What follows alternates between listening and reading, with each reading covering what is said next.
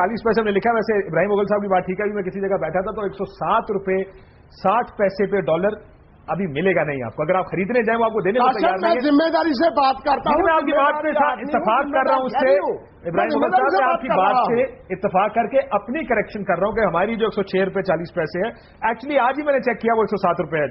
आटे की कीमत 37 रुपए से। और जो टीटियां लग रही है ना काशिफ, जिन लोगों को है कि भाग जाना, सिर्फ ब्रीफ केस यहाँ है 109 रुपए में टीटियां लग रही है, 109 रुपए में। बिल्कुल। दूसरी तरफ आटे की कीमत 37 से 40 रुपए पे, पेट्रोल 98 रुपए से 109 रुपए पे आ गया है, 74 रुपए से 75 रुपए 48 पैसे। सीएनजी थोड़ी महंगी है लेकिन उसका भी प्रोग्राम है उसको मजीद बढ़ाने का। बिजली फी यूनिट 5 रुपए से बढ़ा के 12 रुपए फी यूनिट कर दी है। जो जीएसटी है उसको 1 रुपया बढ़ा दिया गया है, जिसकी वजह से जीएसटी के बारे में कहा जा रहा है ये महंगाई का एक तूफान है। जबकि दूसरी तरफ कर्जे क्लियर करना और आईएमएफ से जो कर्जा लिया गया उससे भी सर